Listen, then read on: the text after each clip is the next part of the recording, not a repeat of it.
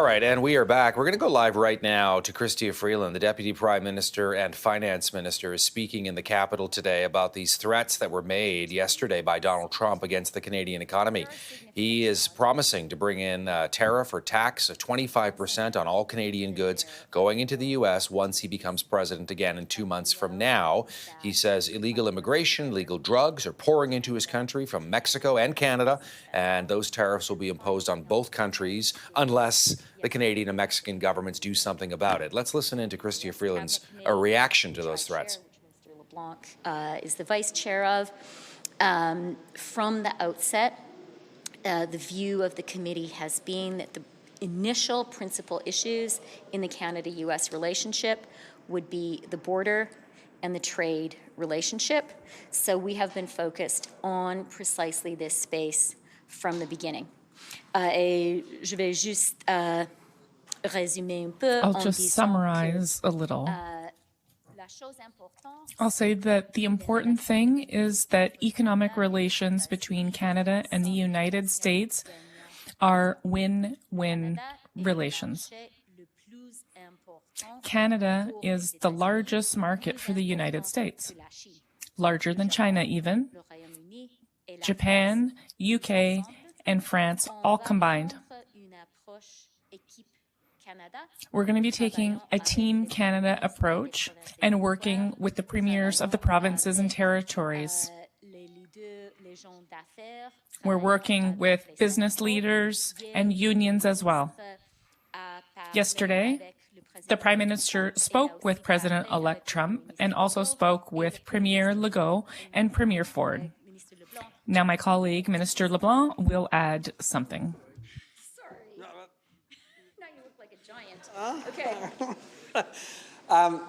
Merci beaucoup, Chrystia. Thank you very much, Chrystia. As my colleague said, President Trump's comments last evening are an opportunity for us to say to Canadians that we absolutely share the Americans' concern around the integrity of the border, the security of the border. In fact, this is work that we have been doing jointly with the United States for decades. We think it's absolutely appropriate for Canadians to decide who comes into Canada and for Americans to decide who enters the United States of America. This is work that is done on a daily basis between the RCMP, the FBI, alcohol, tobacco, and firearms in the United States, the U.S. Customs and Border Patrol, the Border Services Agency in Canada is doing this work every day. Intelligence information is shared between both countries, including in the fight against fentanyl and the toxic drug crisis that is affecting Canadians and Canadian families as it is the United States. So this work is done literally on a daily basis between law enforcement in Canada and the United States. It's work that we'll continue to do. Je peux peut-être dire que le gouvernement... Perhaps I could say that the Government of Canada fully and completely shares the concerns of the American government and of President Trump when it comes to border security and border integrity. We think it's absolutely appropriate that the Americans want to decide who enters the United States, just as Canadians are responsible for and want to determine who enters Canada. For decades, we have had a partnership with policing authorities in the U.S., the RCMP and CBSA every day collaborate with their U.S. counterparts, whether this includes the FBI, alcohol and tobacco and firearms, and Customs and Border Patrol. We share intelligence, we share police operations, and especially when it comes to an issue as difficult as it is for Canada and the U.S., fighting fentanyl and the opioid crisis, I can further say that we will continue to work together with the American authorities.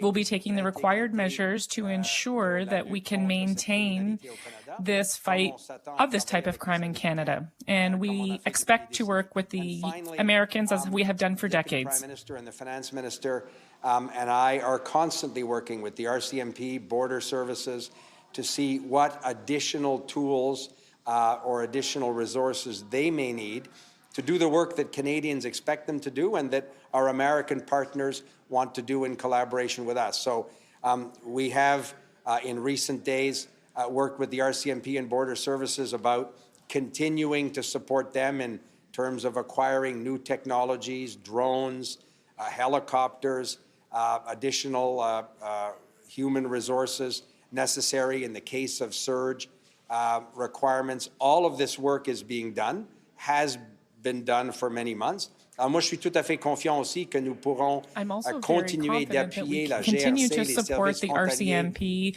and our border services in the fight against this type of crime. We'll do so by increasing resources as needed. This includes new technologies, drones, helicopters, or personnel. For several weeks, we have been working already, and I've had meetings this week with the senior leaders of the RCMP and CBSA. The aim is to ensure that they have all the tools that they need to collaborate with their U.S. partners and do the work that Canadians expect them to do to protect our country. One question at a time. Do you think that Trump's announcement is a bluff? Answer.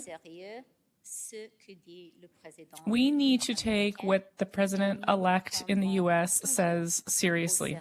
And we always take seriously what he says and will say. We also believe that the economic relationship between Canada and the United States is really a win-win relationship for everyone. For us, it would be important to have an opportunity to discuss this with our U.S. counterparts. We also believe that our border with the U.S. is a secure border. And as Minister LeBlanc just stated, we agree that Canada is the one who should be deciding who enters Canada, and the United States should be the one to decide who enters the U.S. As Mr. LeBlanc said, we are willing to work and cooperate with our U.S. counterparts to ensure that it is only those people who have the government's permission, the U.S. government's permission to enter the U.S. who will indeed enter through our border. Just on a follow-up on that, est-ce que ça veut dire Does that mean that we need to increase border surveillance before January 20th to be ready? I'm going to pass that to Dominic. For a while, we have been increasing surveillance at the border.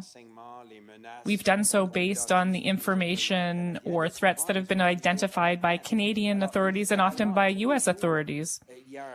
So literally every day, we have information being shared when there is a threat. When it comes to other threats, the Minister of Finance and I agree that adding new technology, whether this includes drones or other ways to monitor the border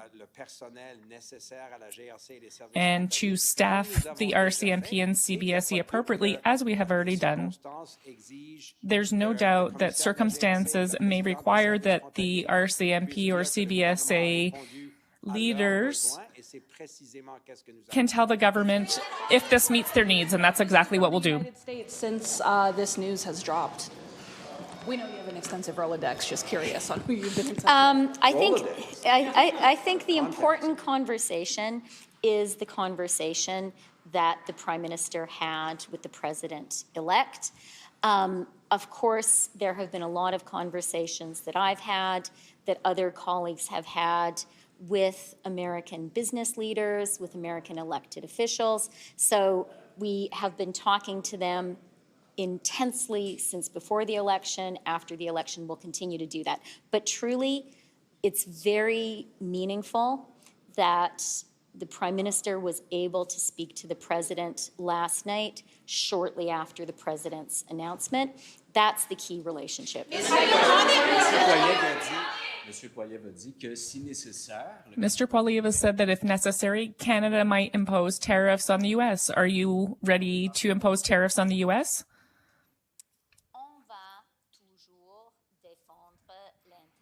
We will always defend our national interests, the economic national interest, and this is what we have always done and what we will continue to do. We've already had the experience of imposing tariffs on the Americans. The 232 tariffs that were imposed in Canada. Canada responded with tariffs itself, and we responded dollar for dollar. This was a difficult time for our country. However, we were united, and our response measures were effective. At the end of the day, Canada succeeded. We succeeded in getting to an agreement with the United States, and the tariffs on both sides of the border were no longer in place. This was a great result. The fact that we had good results was due to two reasons. One, because we were strong and united, and second, because at the end of the day, this is a win-win relationship for both countries. Sure, okay. If Canada's going to retaliate with their own tariffs. Yeah, thank you for the question. So our government will always defend the national interest, and we're going to do it by playing as Team Canada.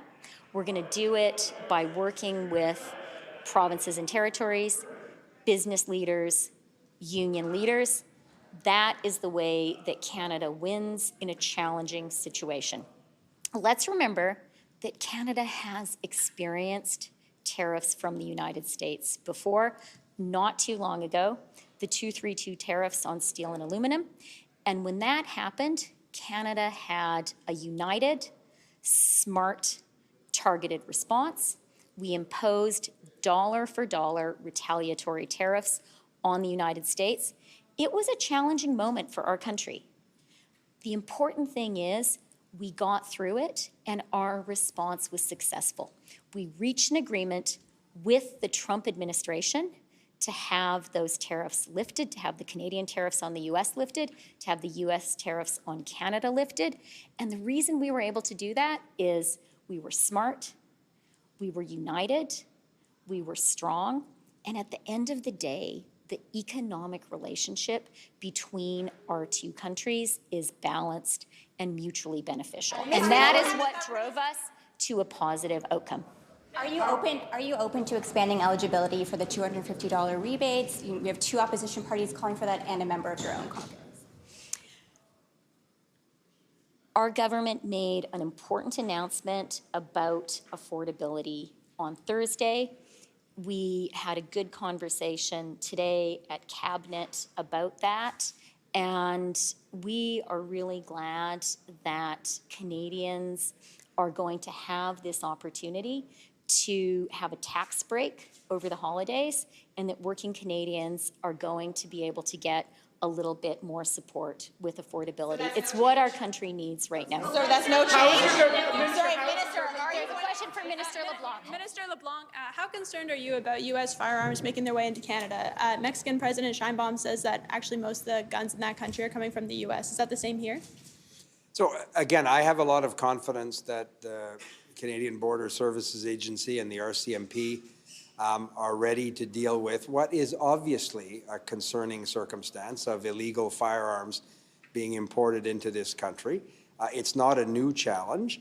I am reassured by some of the statistics I see in terms of what the Border Services Agency are seizing at different ports of entry and what the RCMP tell me on a lot of the joint criminal operations they have with provincial police, with municipal police, or their American partners.